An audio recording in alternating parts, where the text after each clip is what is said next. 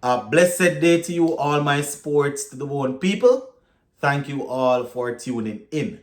So, we are one step closer to the second test, one step closer to Captain Brathwaite and his team trying to regain some of the dignity that we lost in that first test match. So for this video, I'm going to be giving you my playing 11 and batting order. Also, we're going to take a look at England's playing 11. They've actually named their 11. So we'll go through that. And we're going to revisit a couple of the things that Captain Brathwaite said at the end of the first test match. So give a listening ear until the end. Let me know what you all think in the comment section. And remember, feel free to give your playing 11. All right, so let's get straight into it. Now, just a quick disclaimer. This is just my personal playing 11. This is just me looking at the squad and saying I would go with this. Has nothing to do with the players that will actually go on the field. I have no sort of contacts in CWI, selectors, captain. I don't know them, right?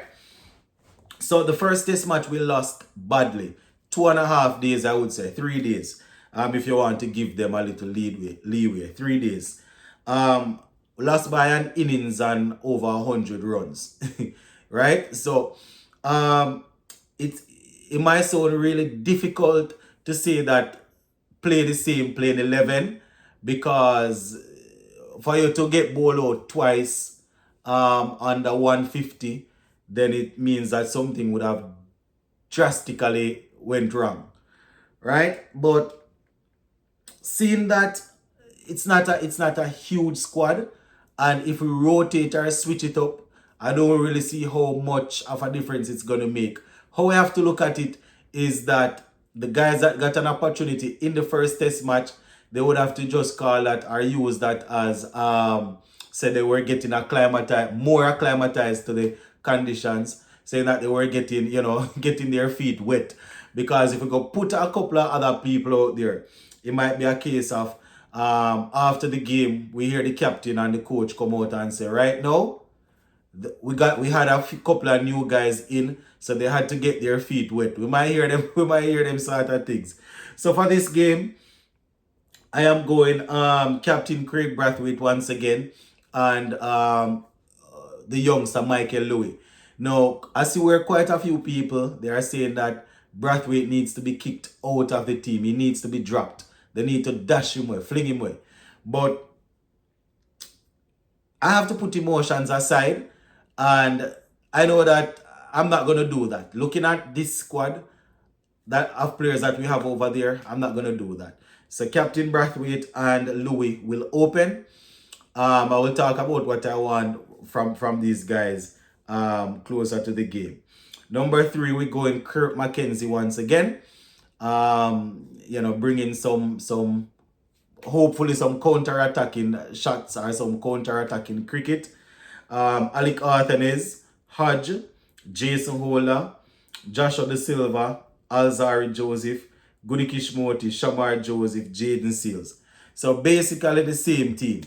Now, I can just see people punching in the comment section that the definition of insanity is doing the same thing over and over again and expecting a different result.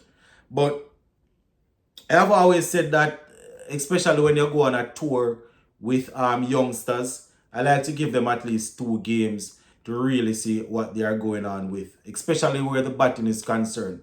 That would be 4 innings of them batting, right? So 2 for the first test match, 2 for the second test match. And then we can see where we go from there.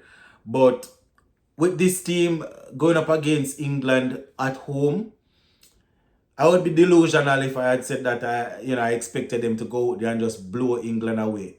Obviously, I expected better in the first game, but yeah, I am looking forward to seeing some better shots. You understand, more composure, people showing understanding, people not playing certain shots, and when they get out, they make it seem as if it's a surprise.